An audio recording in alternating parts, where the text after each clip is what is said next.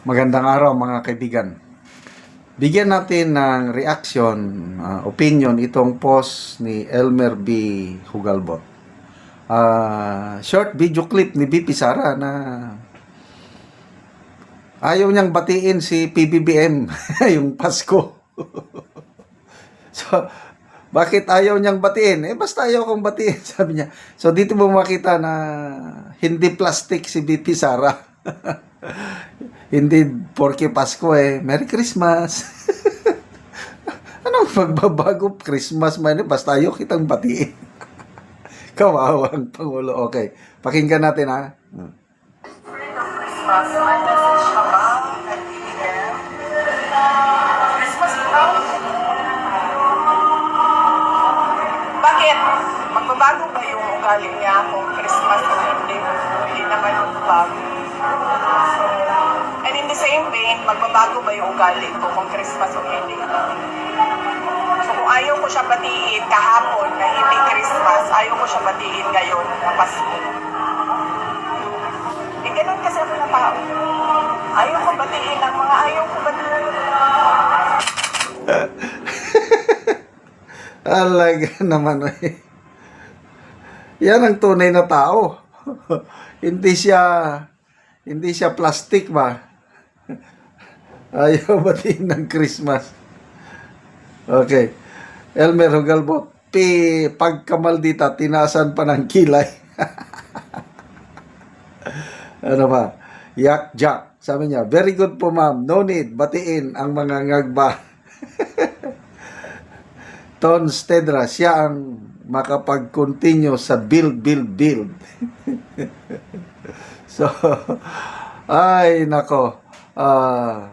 Speaking of Christmas, ang daming mga mensahe ng Pangulong Marcos Jr. ngayon, itong Christmas. Nagbigay siya ng mensahe tungkol sa paputok. Wag na ka nang gagamit ng mga yung nakakadisgrasyang paputok. Ano lang, ingay lang daw ng mga turotot, mga lata, ingay. Pati pa naman yung mga ganon trabaho ng presidente. Ano pa? Yung pagkain daw ng matataba, wag daw kumain ng masyadong madami dahil baka ma-heart attack, ma-stroke. Ano pa bang sinasabi niya? Yung pagkain daw ng lumpiang Shanghai. Lumpiang Shanghai ba yun? Shanghai lumpia. Mag-enjoy daw ng todo. Wag nang total, magpakasaya daw tayo ngayong Christmas. Yun yung mga mensahe niya sa napakasipag niya ngayon mag-report sa taong bayan Kung ano-ano na lang sinasamantala niya na gusto niya ipakita na concern siya sa mamamayang Pilipino. But take note, yung first Christmas niya, 22, 23, 24, walang ganitong mga mensahe. Hindi siya very active na nagbibigay ng video message sa taong bayan. Napansin nyo ba? Nagbigay din ng Christmas message na bantayan ko. Kailang simple lang. Hindi ngayon na halos araw-araw nagre-report siya sa taong bayan. Anong dahilan? Na pati pag loan, pangungutang sa SSS, pinapakialaman niya na, nag-a-announce siya. So, bakit? Nagsimula yan nung, ito na, kasagsagan ng flood control scandal.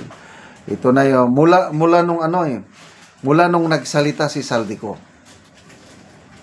na idinawit siya ni Saldico, na nagpa-insert ng 100 billion na pinatunayan mismo, kinumpirma ni Senator Lacson dahil pinag-aaralan ni Senator Lacson yung mga resibo ni Saldico. Totoo. Mayroong 100 billion na insertion. Totoo. Ano pa? Yung Cabral files. na hawak ngayon ni Congressman Libeste na marami na ring nag-leak. Marami nang may hawak noon. Isa na yan si Katunying. Kumpirmado doon sa Cabral Files yung 100 billion insertion na isiniwalat ni Saldico na utos di umano ng Pangulo. Pati yung mga budget insertion ni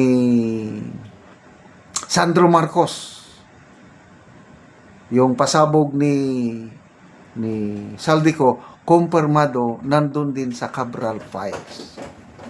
Kaya nang dahil yan, nararamdaman siguro ng Pangulo na alanganin na siya sa yung imahe niya, alanganin na siya sa taong bayan.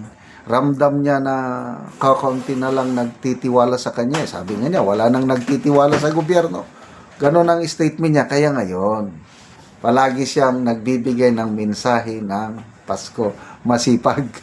Kabaliktaran naman itong si BP Sara, napakataray. Ayaw ko siyang batiin kahapon. Nung December 2, ayaw kong batiin. Ngayon, Christmas na. Anong nagbago? Kahit Christmas, ayaw ko siyang batiin. Di ayaw ko.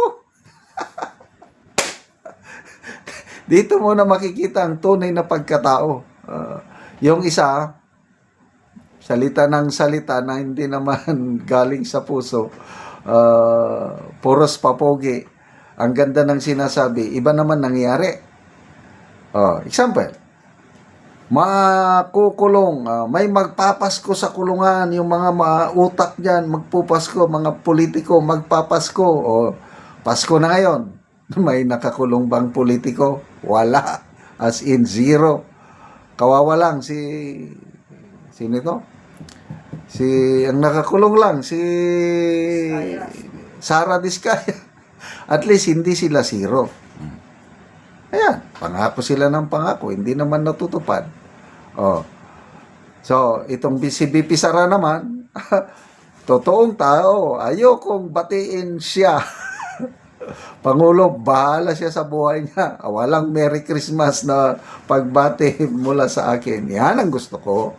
Parehas sila ni Tatay Digong. Ganyan din siya. Pag galit si Tatay Digong, galit. Galit sa mga politikong mapagkunwari. Kaya lalo akong humahanga kay BP Sara sa mga ganitong pagkatao na ipinapakita niya. Hindi siya plastic. Salamat mga kaibigan sa inyong pagsubaybay sa ating channel.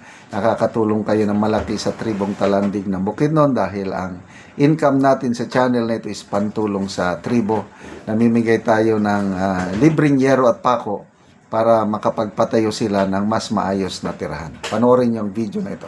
Si Angkol ang taga-ano gero. Salamat sa nagatag kabalay na gidi. Kaya po nga gitugyanan niya nga tao. Oo. Mo ay makatabang sa amo. Oo, sumuna niya ang itsura sa balay ni Angkol sa gawas nga bahin. Na gigamit sa Ginoo nga. Sumusulod Angkol sa sulod sa inyong balay. So, mauna ni ang itsura sa top ni Angkol nga natagaan na maugsin. So mga buslot na gyud gikuanan lang og gisapahan lang og silupin. Og makita gani nato nga dunay tubig nga tungod sa ulan kong magtulo, mapundo ang tubig diha. Sa mga dagko na gid kay buslot. Og diri nga bayin, gikuanan lang og trapal. So lisod gid kayo ang ilang pagpuyo. So muna ni ang ilang kahimtang. So diri lang sila matulog. Ya ilang mga sinina pan kung mag-ulan na gyud sa ilaha ang ulan mo tulo. Sumupod ni ang gawas nga bahin sa ilang lutuanan. So naa lang sa yuta. Trapal lang og silupin nga nagisi nagyahapon. Og naa lang gani gibutang ang kuan sa gawas. Mga butanganan sa plato, kutsara niya lang sa gawas. So kuan na gid kayo, piki gid ang ilang pagpuyo, luoy gid kayo sila. O karon Kol, pila na ni katuig ang inyong balay nga nagantos mo sa ulan? Napulo na ni. Napulo na katuig. Oo, so dugay-dugay na gyud.